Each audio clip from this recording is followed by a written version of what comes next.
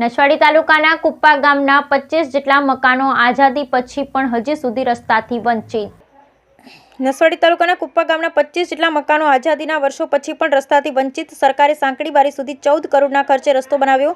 1.5 kilometre દૂર કુપ્પા ગામના લોકોને રસ્તાથી વંચિત રાખ્યા। નસવાડી તાલુકાનું કુપ્પા ગામ તાલુકાનું છેવાડાનું ને છેલ્લું ગામ અને નર્મદા કાંઠે વસેલું ગામ, ત્યારે આ ગામમાં પહોંચવા માટે સાંકડી બારીથી 1.5 કિલોમીટર કાચો રસ્તો અને વચ્ચે 2 જેટલા કોતર આવે। પ્રાથમિક શાળાએ જવાનો રસ્તો પણ કાચો।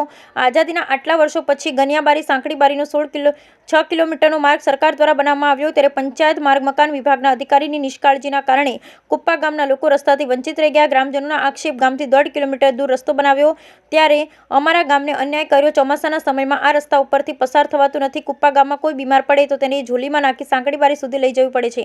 જ્યારે નર્મદા કાંઠે અમારું ગામ વસેલું છે। નજીકમાં Narmada dam, statue of unity આવેલ છે, ત્યાંનો વિકાસ સરકારે કર્યો ત્યારે 2 કરોડનો રસ્તો વધારે મંજૂર કર્યો। અમે આ જ રસ્તાથી વંચિત ના રહી જતા જ્યારે ગામમાં પીવાના પાણીની પણ સુવિધા નથી। વિકાસની વાતો કરતી સરકાર અમારા ગામને રસ્તાથી જોડે આપે એવી અપારી માંગ છે। જ્યારે આદિવાસી વિસ્તારના લોકોને રસ્તાની સુવિધા મળે તે માટે આદિજાતિ વિભાગને કરોડો રૂપિયાની ગ્રાન્ટ ફાળવે છે, ત્યારે આવા ગામનો રસ્તાથી વંચિત કેમ રાખવામાં આવે છે? Bureau report Rehan Patel. અમારા રસ્તો આ સાંકડી બારીથી પહોંચ્યો ખરો, પણ અહીંયાથી 2.5 કિલોમીટર જેટલો હજી છે, બાકી હજી રસ્તો બન્યો નથી આટલો 2.5 કિલોમીટર જેવા જોડી દે દો છે, પણ આ તો કુપ્પા તો બાકી છે, રસ્તો બન્યો નથી હજી। સરકાર પાસે માંગણી તો રસ્તો વહેલી તો કેમ રસ્તો બનવું જ જોઈએ એમ।